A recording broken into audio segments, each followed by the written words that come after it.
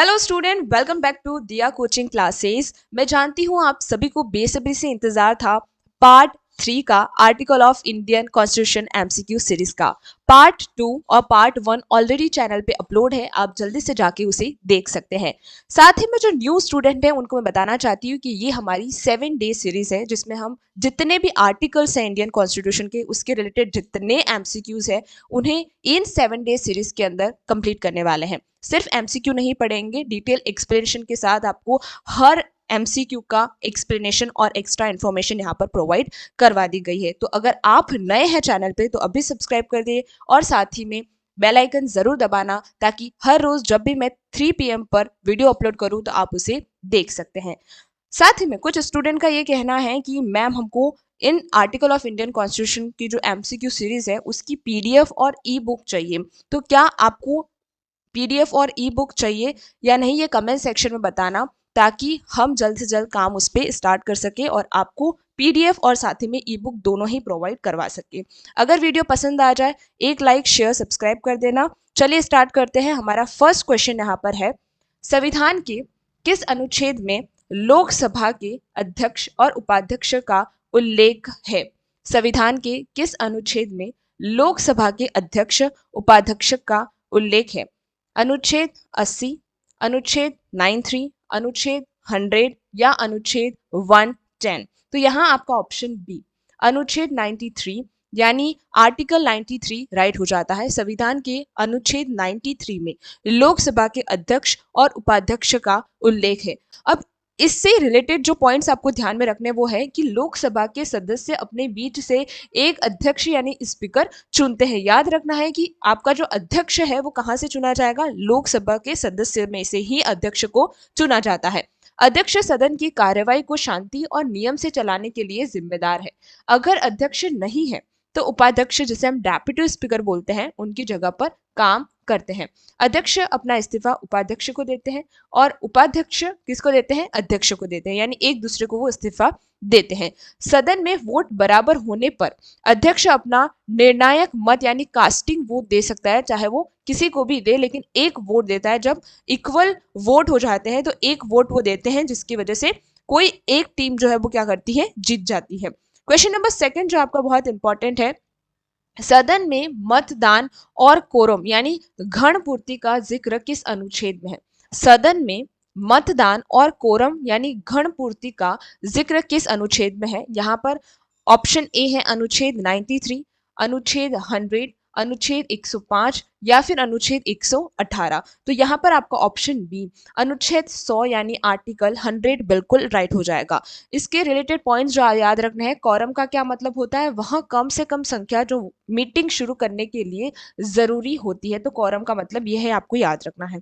सदन की कार्यवाही शुरू करने के लिए कुल सदस्यों का 1/10 हिस्सा मौजूद होना चाहिए, यानी 1/10 जो मेंबर्स हैं वो होने चाहिए किसी भी कार्यवाही को शुरू करने के लिए। अगर 1/10 सदस्य नहीं है तो अध्यक्ष मीटिंग को तब तक रोक देता है जब तक संख्या पूरी न हो जाए, यानी जब तक 1/10 या उससे ज्यादा नहीं हो जाते हैं तब तक उस पर्टिकुलर चीज या मीटिंग को रोका जाता है। यह नियम सुनिश्चित करता है कि मुट्ठी भर लोग मिलकर देश के फैसले न ले ले, यानी लगभग 1/10 जो मेंबर्स है वो होने ही चाहिए किसी भी पर्टिकुलर चीज को डिसाइड करने के लिए, फैसला लेने के लिए। इसी अनुच्छेद में अध्यक्ष के वोट देने की शक्ति का भी वर्णन है और इसी यानी अनुच्छेद 100 के अंदर कि अध्यक्ष कब वोट दे सकता है वो भी यहाँ पर लिखा जाता है। क्वेश्चन नंबर 3 यहाँ पर है, संसद सदस्यों के विशेषाधिकार यानी प्रिविलेजेस किस अनुच्छेद में दिए गए हैं? संसद सदस्यों के विशेष अधिकार प्रिविलेजेस किस अनुच्छेद में दिए गए हैं? अनुच्छेद 100 के अंदर, अनुच्छेद 105 के अंदर, अनुच्छेद 110 के अंदर या फिर अनुच्छेद 123 के अंदर। तो यहाँ आपका ऑप्शन बी अनुच्छेद 105 बिल्कुल सही हो जाता है। संसद सदस्यों के विशेषाधिकार यानी प्रिविलेजेस जो है वो अनुच्छेद 105 में दिए गए हैं। देखिए इसके तहत संसद के अंदर बोलने की पूरी आज़ादी है, यानी जितने भी संसद होते हैं वो उनको संसद में बोलने की पूरी आज़ादी होती है। सदन में कही गई किसी भी बात के लिए उन पर बाहर केस नहीं किया जा सकता है। यह अनुच्छेद सांसदों को बिना डरे अपनी बात रखने की सुरक्षा भी देता है। उन्हें सदन की कार्यवाही के दौरान गवाही देने के लिए मजबूर नहीं किया जा सकता है, जो कि बहुत इंपॉर्टेंट है, इस पे क्वेश्चन पूछा जा सकता है। यही पावर राज्यों के विधायक यानी एमएलएस को अनुच्छेद 194 में मिली है, जो इंपॉर्टेंट है। यहां से क्वेश्चन आपका पूछा जा सकता है कि विधायकों को कौन से अनुच्छेद से पावर मिलता है, तो आर्टिकल 194 के अकॉर्डिंग उनको मिलता है। क्वेश्चन नंबर 4 देखिए, सुप्रीम कोर्ट के न्यायाधीशों की नियुक्ति का वर्णन किस अनुच्छेद में है? सुप्रीम कोर्ट के न्यायाधीशों की नियुक्ति का वर्णन किस अनुच्छेद में है? अनुच्छेद 120, अनुच्छेद 124, अनुच्छेद 129 या फिर अनुच्छेद 131। तो यहाँ पर आपका ऑप्शन बी अनुच्छेद 124 बिल्कुल सही हो जाता है। इंपॉर्टेंट पॉइंट्स क्या है कि भारत का एक सुप्रीम कोर्ट होगा और उसमें जज होंगे। यहाँ इसी में लिखा गया है, किसमें? आर्टिकल 124 में लिखा गया है कि एक ही सुप्रीम कोर्ट होगा और एक जज होगा, जो जिसके जो जितने भी राइट्स हैं वो सारे 124 आर्टिकल में लिखे गए हैं। जजों की नियुक्ति राष्ट्रपति द्वारा कॉलेजियम की सलाह पर ही की जाती है। सुप्रीम कोर्ट का जज बनने के लिए कम से कम 5 साल हाई कोर्ट का जज होना जरूरी है, जो कि इंपॉर्टेंट क्वेश्चन है। ये एलिजिबिलिटी के अंदर आता है। इसमें जजों को पद से हटाने की मुश्किल प्रक्रिया महाभियोग जैसी यानी इम्पीचमेंट जिसे बोलते हैं इंग्लिश में, दी गई है, जिसमें पूरा प्रोसेस होता है कि किस तरीके से जज को अगर हटाना है, सुप्रीम कोर्ट के जज को अगर हटाना है तो किस तरीके से, वो सारी प्रक्रिया भी दे रखी है। सेवानिवृत्त की अधिकतम आयु 65 वर्ष तय की गई है और काफी एग्जाम में पूछा जाता है कि सुप्रीम कोर्ट के जज की अधिकतम आयु क्या है, यानी रिटायरमेंट की एज क्या है, तो 65 वर्ष है। नेक्स्ट क्वेश्चन नंबर 5 है कि सुप्रीम कोर्ट का प्रारंभिक क्षेत्राधिकार यानी ओरिजिनल जुरिस्डिक्शन किस अनुच्छेद में है? सुप्रीम कोर्ट का प्रारंभिक क्षेत्र अधिकार किस अनुच्छेद में है?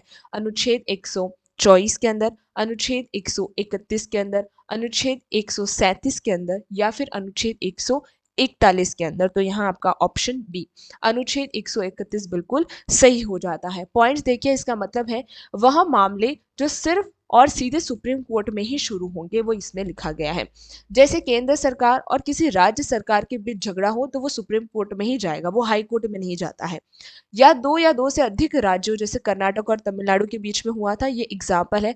विवाद होता है तो वो सुप्रीम कोर्ट में ही सॉल्व किया जाता है। ऐसे मामलों के लिए आपको छोटे कोर्ट यानी डिस्ट्रिक्ट कोर्ट या हाई कोर्ट जाने की जरूरत नहीं है, सीधा सुप्रीम कोर्ट आप जा सकते हैं। यह संघीय ढांचे यानी फेडरल स्ट्रक्चर को बनाए रखने के लिए बहुत जरूरी है। नेक्स्ट क्वेश्चन नंबर 6 यहाँ पर है कि सुप्रीम कोर्ट द्वारा अपने ही फैसलों पर पूर्ण विचार यानी रिव्यू करने की शक्ति क्या है? सुप्रीम कोर्ट द्वारा अपने ही फैसले पर पुनः विचार करने की शक्ति किस अनुच्छेद में है? अनुच्छेद 131 में, अनुच्छेद 137 में, अनुच्छेद 141 के अंदर या फिर अनुच्छेद 143 के अंदर। तो यहाँ आपका ऑप्शन बी अनुच्छेद 137 बिल्कुल सही हो जाता है। आर्टिकल 137 के अंदर रिव्यू करने का, खुद का ही डिसीजन रिव्यू करने की उनके पास पावर है। जैसे सुप्रीम कोर्ट अगर चाहे तो अपने पुराने फैसले को बदल सकता है। यह पावर इसलिए दी गई है ताकि अगर पहले कोई गलती हुई हो उसे सुधारा जा सके। इसका इस्तेमाल करके ही कोर्ट ने इसे कई ऐतिहासिक बदलाव भी किए हैं ना, इसका इस्तेमाल काफी बार किया है। यह अनुच्छेद सुनिश्चित करता है कि कानून पत्थर की लकीर नहीं है, समय के साथ बदला जा सकता है। न्याय को और अधिक सटीक बनाने के लिए शक्ति अनिवार्य है। कभी कभी अगर गलती हो जाती है तो सुधारने के लिए आर्टिकल 137 का यूज किया जाता है। क्वेश्चन नंबर 7 है कि राज्यपाल की क्षमादान शक्ति जिसे पार्डन पावर बोलते हैं का उल्लेख किस अनुच्छेद में है? राज्यपाल की क्षमादान शक्ति जिसे पार्डन पावर कहते हैं उसका उल्लेख किस अनुच्छेद में है? अनुच्छेद 72 में, अनुच्छेद 161 के अंदर, अनुच्छेद 165 के अंदर या फिर अनुच्छेद 213 के अंदर। तो यहाँ आपका ऑप्शन बी अनुच्छेद 161 बिल्कुल सही हो जाता है। देखिए, जैसे राष्ट्रपति केंद्र से सजा माफ कर सकते हैं वैसे ही राज्यपाल राज्य में कर सकते हैं, है ना। राष्ट्रपति जैसे केंद्र में, सेंट्रल में है, वैसे ही जो स्टेट के अंदर कौन होता है? राज्यपाल होता है। राज्यपाल जेल की सजा को कम या पूरी तरह माफ कर सकते हैं। बड़ा अंतर क्या है? राज्यपाल फांसी की सजा यानी डेथ पेनल्टी को पूरी तरह माफ नहीं कर सकते, लेकिन प्रेसिडेंट जो है वो कर सकते हैं। तो ये आपको जो डिफरेंशिएशन है वो आपको याद रखना है। वह सेना की अदालत यानी कोर्ट मार्शल के फैसले में दखल नहीं दे सकते हैं, लेकिन राष्ट्रपति दे सकते हैं, बिकॉज वो तीनों ही जो सेना होती है उसके हेड होते हैं। यह शक्ति राज्य के कानून के खिलाफ किए गए अपराधों पर लागू होती है। किस पे होती है? राज्य के खिलाफ अगर कोई कानून है तो ये क्या की जाती है? लागू होता है ये आर्टिकल। अब प्रश्न 8 कौन सा है? देखिए कि राज्य सरकार का सबसे बड़ा कानूनी अधिकार महावक्ता यानी एडवोकेट जनरल किस अनुच्छेद में है? राज्य सरकार का सबसे बड़ा कानूनी अधिकार महाधिवक्ता यानी एडवोकेट जनरल किस अनुच्छेद में है? अनुच्छेद 76, अनुच्छेद 165, अनुच्छेद 148 या फिर अनुच्छेद 280 के अंदर। तो यहाँ आपका ऑप्शन बी आर्टिकल 165 यानी अनुच्छेद 165 सही हो जाता है। यह राज्य सरकार को कानूनी मामले पर सलाह देता है। राज्य सरकार को, है ना, राज्य सरकार को। इसकी नियुक्ति राज्य के राज्यपाल द्वारा की जाती है। यह राज्य के किसी भी न्यायालय में सरकार का पक्ष रख सकता है। यह विधानसभा की कार्यवाही में भाग ले सकते हैं लेकिन वोट नहीं दे सकते, जो कि बहुत ही इंपॉर्टेंट पॉइंट है, आपको याद रखना है। जैसे केंद्र में महान्यायवादी होते हैं आर्टिकल 76 के अकॉर्डिंग, वैसे ही राज्य में कौन होता है? राज्य में इसी तरह से यहाँ पर एडवोकेट जनरल होता है। नेक्स्ट क्वेश्चन नंबर 9 है कि पंचायत की परिभाषा और संरचना किस अनुच्छेद में शुरू होती है? पंचायत की परिभाषा और संरचना किस अनुच्छेद में शुरू होती है? अनुच्छेद 240 के अंदर, अनुच्छेद 243 के अंदर, अनुच्छेद 280 के अंदर या फिर अनुच्छेद 300 के अंदर। तो यहाँ आपका आर्टिकल 243 यानी अनुच्छेद 243 बिल्कुल सही हो जाता है। इसमें पंचायतों के गठन, चुनाव और सीटों के आरक्षण की बात कही गई है। अनुच्छेद 243 क्लोज डी, है ना, 243 क्लॉज डी के तहत महिलाएं के लिए 1/3 सीटें आरक्षित की गई है। इंपॉर्टेंट है, पूछा जा सकता है कि महिलाओं के लिए कितनी सीटें हैं और कौन से अनुच्छेद में दी गई हैं। वहीं अनुच्छेद 243 क्लॉज के तहत राज्य चुनाव आयोग पंचायतों के चुनाव करवाता है। यह 43वें यानी 73वें संविधान संशोधन जो 1992 में हुआ था उसके बाद मजबूत हुआ है, यानी पंचायती राज जो है वो 73rd जो संविधान संशोधन हुआ, कॉन्स्टिट्यूशन अमेंडमेंट हुआ, उसके बाद उसके जो वोट्स हैं या फिर इलेक्शन है वो शुरू हुए थे। इसमें गांव के विकास के लिए पंचायतों को दी गई 29 शक्तियों का वर्णन किया गया है। नेक्स्ट क्वेश्चन नंबर 10 है जीएसटी काउंसिलिंग का गठन किस अनुच्छेद के तहत किया गया है? जीएसटी काउंसिलिंग का गठन किस अनुच्छेद के तहत किया गया है?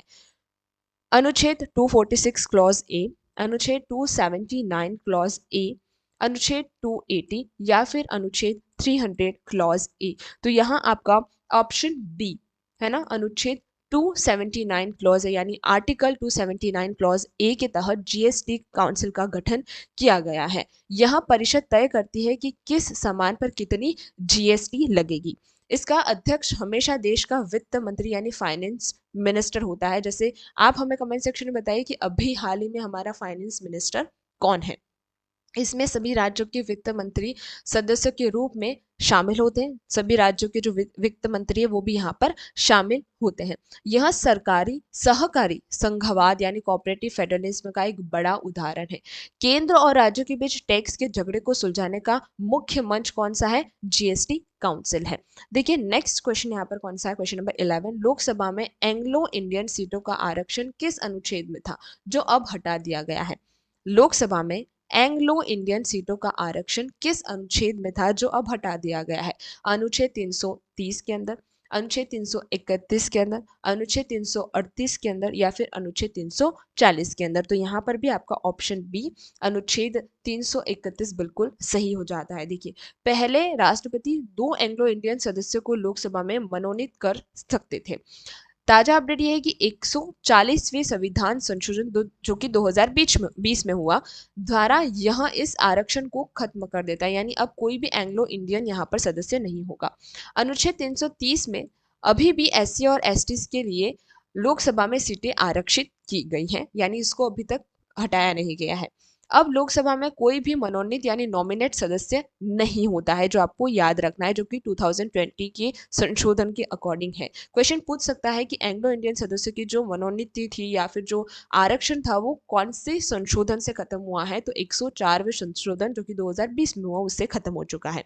यह बदलाव देश की बदलती जनसंख्या को देखते हुए किया गया है। क्वेश्चन नंबर 12 है यहाँ पर कि राष्ट्रीय अनुसूचित जाति आयोग जिसे हम RSC बोलते हैं का गठन किस अनुच्छेद में है? राष्ट्रीय अनुसूची जाति आयोग का गठन किस अनुच्छेद है? अनुच्छेद 330, ऑप्शन बी है अनुच्छेद 338, ऑप्शन सी है अनुच्छेद 338 क्लॉज ए और ऑप्शन डी है 340। तो यहाँ आपका ऑप्शन बी अनुच्छेद 338 बिल्कुल सही हो जाएगा, यानी राष्ट्रीय अनुसूची जाति आयोग का गठन जो है वो अनुच्छेद 338 में पूरी तरह से वर्णित किया हुआ है। इंपॉर्टेंट पॉइंट्स देखते हैं। यह आयोग अनुसूचित जाति यानी एससी के अधिकारों की रक्षा करता है। अगर किसी के साथ भेदभाव हो तो वह सीधे इस आयोग में शिकायत कर सकता है। अनुच्छेद 338 क्लॉज ए के तहत अनुसूचित जाति यानी एसटी के लिए अलग आयोग बनाया हुआ, तो आपको याद रखना है। अनुच्छेद 338 क्लॉज बी के तहत पिछड़ा वर्ग जिसे ओबीसी बोलते हैं आयोग का गठन किया गया है, ये भी याद रखना है। यह आयोग राष्ट्रपति को अपनी वार्षिक रिपोर्ट सौंपता है, ये भी याद रखना है। इंपॉर्टेंट पॉइंट्स है। क्वेश्चन नंबर 13 है कि पिछड़ा वर्ग आयोग यानी ओबीसी कमीशन की नियुक्ति का अधिकार किस अनुच्छेद में है? अनुच्छेद 338 में, अनुच्छेद 340 में, अनुच्छेद 341 में या फिर अनुच्छेद 342 में। तो यहाँ आपका ऑप्शन बी अनुच्छेद 340 बिल्कुल सही हो जाता है। राष्ट्रपति को अधिकार है कि वह पिछड़ों की स्थिति जानने के लिए आयोग बना सके। इसी के तहत काका, कालेकर और मंडल आयोग बनाए गए थे, ये आपको याद रखना है। यह सामाजिक और शैक्षणिक रूप से पिछड़े लोगों की पहचान कराता है। इसके सिफारिश के आधार पर ही आरक्षण जैसी नीतियां बनाई जाती हैं। इसका मकसद है समाज के सबसे अंतिम व्यक्तियों तक मदद पहुंचाना। क्वेश्चन नंबर 14, संसद के प्रयोग की जाने वाली भाषा का उल्लेख किस अनुच्छेद में है? संसद के प्रयोग किए जाने वाले भाषा का मतलब उल्लेख कौन से अनुच्छेद में है? तो यहाँ पर आपको ऑप्शन है अनुच्छेद 110, अनुच्छेद 120, अनुच्छेद 210 या फिर अनुच्छेद 343। तो ऑप्शन बी अनुच्छेद 120 बिल्कुल राइट हो जाता है। देखिए, संसद में काम मुख्य रूप से हिंदी और या अंग्रेजी में किया जाता है। अगर कोई सांसद अपनी मातृभाषा में बोलना चाहता है तो उसे अध्यक्ष से अनुमति लेनी होगी। यह अनुच्छेद सुनिश्चित करता है कि भाषा किसी सांसद के विचारों में बंधा न बने। यही नियम राज्यों की विधानसभा के लिए अनुच्छेद 210 में दिया जाता है। तो ये आपको याद रखना है, 210 जो है वो राज्य के लिए है और अनुच्छेद 120 जो है वो किसके लिए है? सेंटर के लिए।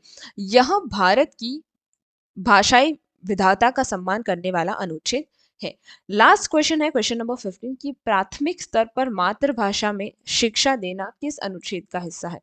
प्राथमिक स्तर पर मातृभाषा में शिक्षा देना किस अनुच्छेद का हिस्सा है? अनुच्छेद 350, अनुच्छेद 350 क्लॉज ए, अनुच्छेद 351 या फिर अनुच्छेद 21 क्लॉज ए। तो यहाँ पर आपका ऑप्शन बी अनुच्छेद 350 क्लॉज ए बिल्कुल राइट हो जाता है। देखिए, यह राज्य को निर्देश देता है कि बच्चों को शुरुआती शिक्षा अपनी भाषा में मिले। वैज्ञानिकों का मानना है कि बच्चा अपनी मातृभाषा में सबसे जल्दी सीखता है, इसलिए यह भाषाई अल्पसंख्यक यानी लिंग्विस्टिक माइनॉरिटीज के हितों की रक्षा भी करता है।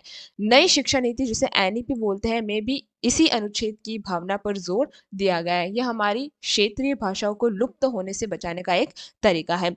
आज यहीं पे हम समाप्त करते हैं हमारे लेक्चर को, लेकिन क्योंकि 7 डेज की फुल सीरीज है तो आपके लिए बहुत इंपॉर्टेंट एमसीक्यूज भी और आने वाले हैं।